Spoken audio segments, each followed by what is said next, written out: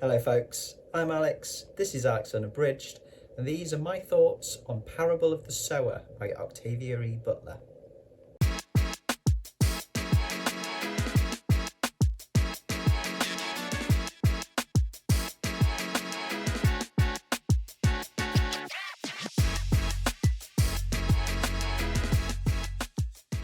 So welcome back to the channel if that is the case. Yes, time for some more of my thoughts on some more science fiction as part of my big old science fiction project, Science Fiction for the Somewhat Hesitant. Parable of the Sower is the penultimate book on year one's schedule for this project, and I read this in December. Okay, usual spoiler warning before I get into my thoughts. I won't be spoiling any major plot points, the ending, anything like that, but if you want to go into this completely blind, then do feel free to click away from this video now and come back when you've read it.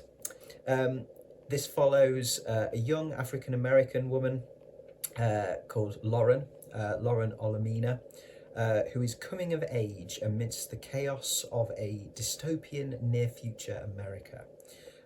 This version of the US is ravaged by climate change, economic collapse, social disintegration, societal disintegration, and it has some unsettling parallels to our modern world.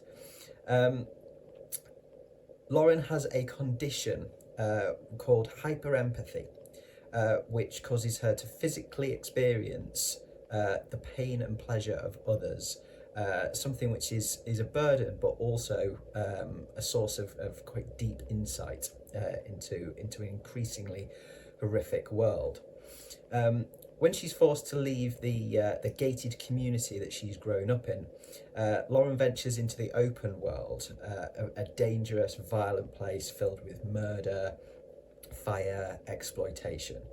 As she confronts the challenges of a journey to what she hopes will be a new and better home, she begins to gather a group of survivors and shares the philosophy of Earthseed, which is a belief system that she has been developing. And central to Earthseed is the idea that God is change, and emphasises adaptability, resilience, and humanity's potential to shape their destiny. So as their journey progresses, a small community forms around these kind of ideals found in Earthseed, and strength is found through unity. Okay, so what did I think of this one then? Yeah, this is not for the faint-hearted, this book. This was a lot darker than I thought it was going to be. This is a brutal world, a very visceral world in terms of Butler's description of it and things that happen in it. But it's very well put together, and it's got excellent writing. I wondered whether I was going to make it through the whole thing when I started it. I kind of did have to sort of pause for a few days and think, can I do this right now? But I kind of went back to it and gave it another try, and I couldn't bring myself to stop listening to it. It doesn't pull any punches at all, and nor should it, based on what it's talking about, but it's very compelling. I'm going to structure this video a little bit differently, by the way, in that I'm going to pop my ratings for each category as I talk about it, which should save me repeating myself a little bit when we get to the final kind of ratings roundup. So I'll split it up in terms of the kind of individual categories that I look at. So we'll start off with character then. So this is Lauren's story, primarily. This is told by her through kind of sort of journal entries, really. She's keeping a journal of her thoughts, of her experiences. She is a superb character. She is strong, but kind of conscious of her vulnerability. She's intelligent, very questioning and curious, with the ability to kind of envision a way of being that she believes will lead to a better future, not just for herself, but for humanity. She's, I mean, when we meet her, I think she's only about 15, 16, but she is well ahead of her years in a lot of ways as well. She has that naivety of youth in some respects, but it's tempered by a practicality, I think. She's the daughter of a preacher, and so she's grown up with religion, but her own beliefs differ from her father's and the others in her community. And her exploration and development of her own system of belief in terms of what becomes Earthseed is fascinating. And then you've got this added element of this hyper empathy, this condition that she has where she experiences the pain and pleasure of others, largely the pain in this world. And that gives her a really interesting take as well on the world and humanity generally. I think she's a fantastic character. She's one of the strongest kind of narrator characters I've read in a while. We do meet a fair few other characters throughout the book, all of which, of course, are seen through Lauren's eyes. But they all feel three-dimensional and they are diverse as well.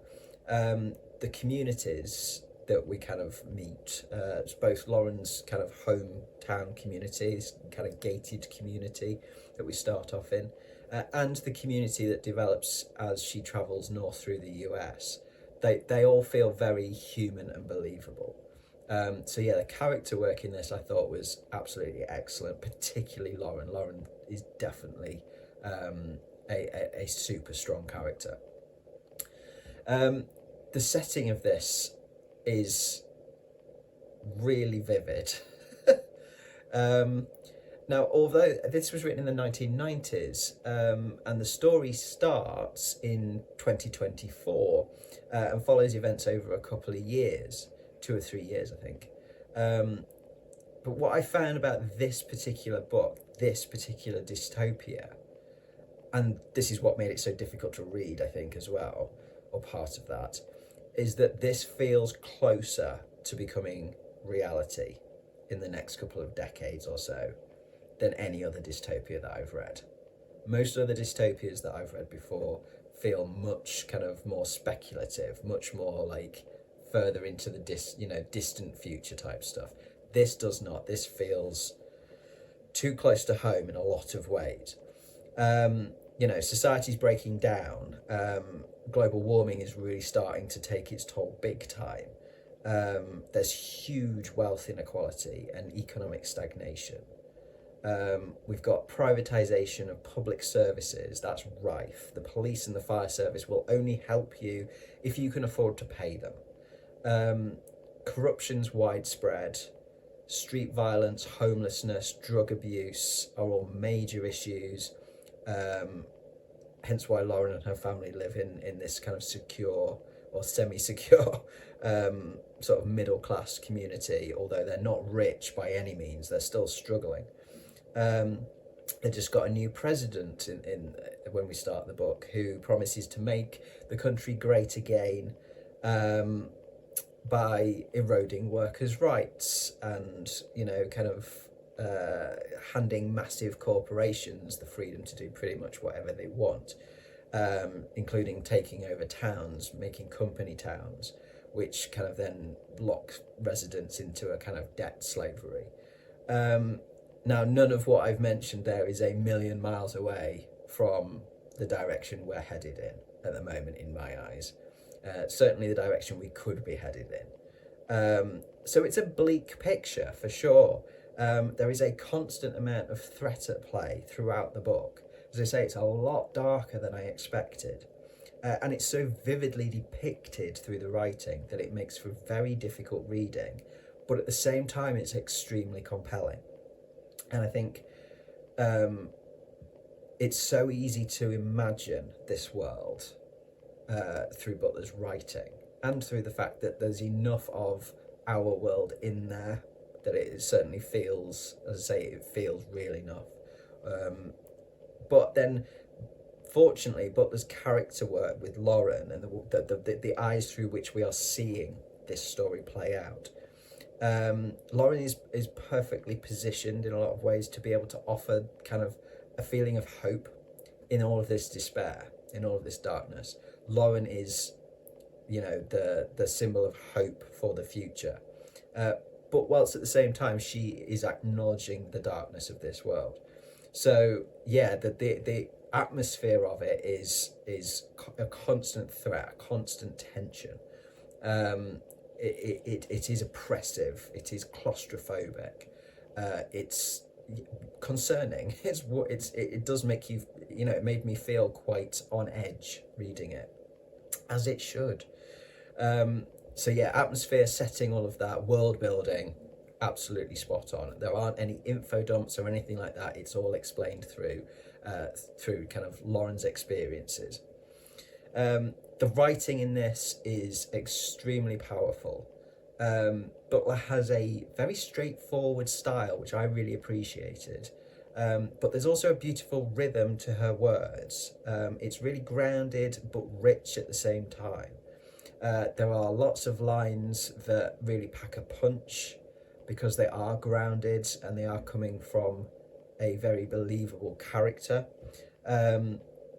There's even some very dry humour peppered in there as well.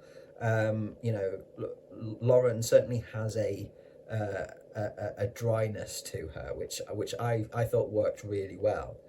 Butler doesn't shy away from the realities of a violent world. There is a lot of raw description of death and violence. There are numerous instances of sexual violence, which I found particularly difficult to listen to. I had this on audiobook. So just beware of that before you go in. If you haven't read it yet and you're thinking about reading it, there is a lot of reference to and some, pretty horrible descriptions of sexual violence. Plot-wise, it's a linear story. It's following Lauren over these 2 to 3 years, starting in 2024, and it's, as I say, it's her journey, her journal. So we're getting this over time, and this linear structure works really well with with this journal entry kind of format. It's paced really well. And structured really well, so that we kind of really get to understand and see what the world is like, what the society is like, what Lauren's home life is like, and the connections she has to family, friends, etc. So when the major plot point, which I won't spoil, kicks in partway through, I guess it's kind of the inciting incident in a lot of respects. When that kicks in, we already know what she is about to face in the world outside of this relatively safe gated community. Then there's kind of a shift as she sort of journeys north and picks up this sort of community of survivors to almost kind of a quest-like structure, a quest kind of plot line, which I always really like anyway. But that shift works really well. I think it was really compelling. And all of the plot I found really, really engaging, despite its difficult content. And I was both eager and nervous to find out what would happen next. This is absolutely packed with ideas and discussions on a wide range of social topics.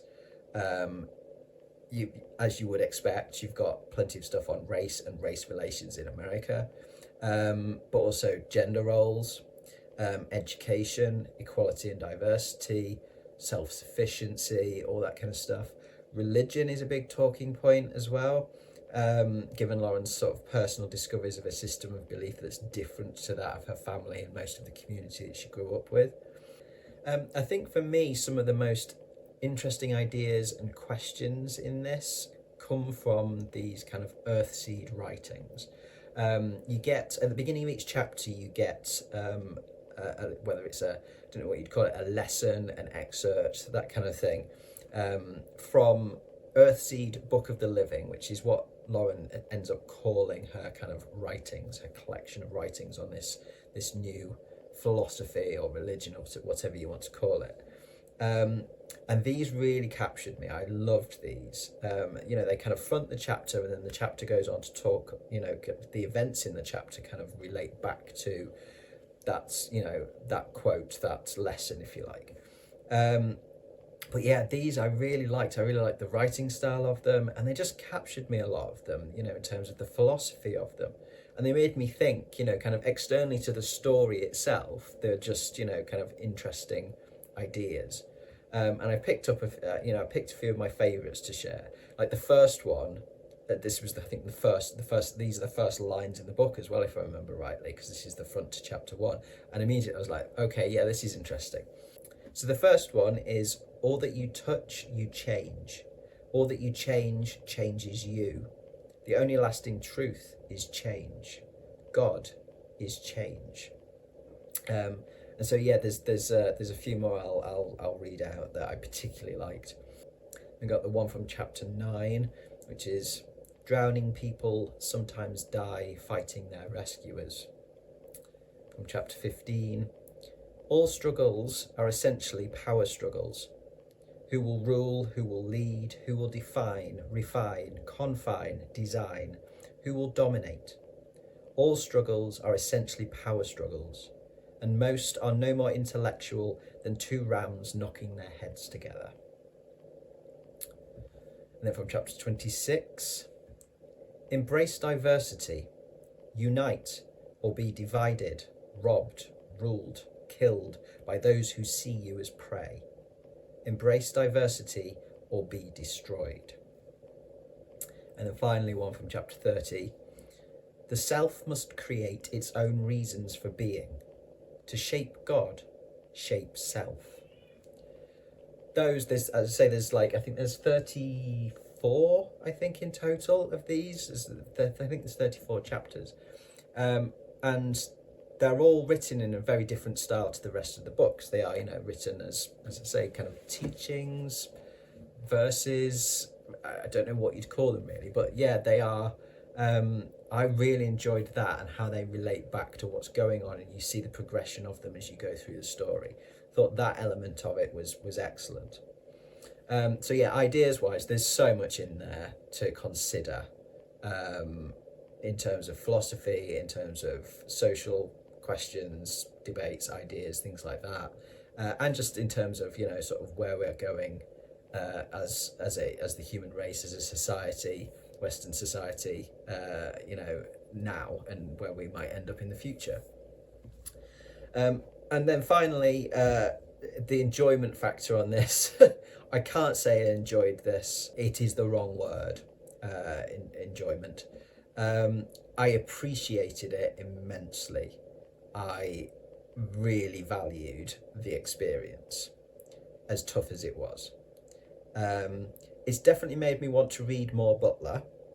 I think her voice is extremely powerful. There was some beautiful writing in there. You know, beautifully dark a lot of the time, and I can appreciate that.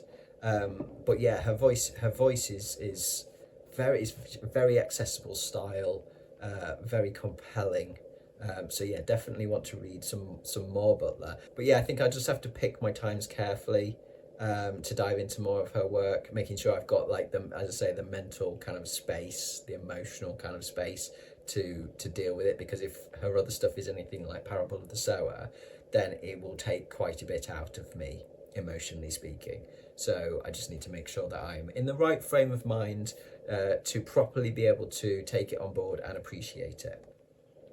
So then, to my ratings roundup, I will pop up the graphics on screen as always.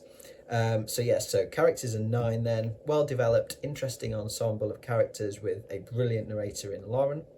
Atmosphere, setting, etc. is another 9.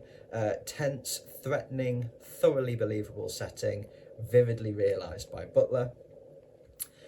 Writing is another 9.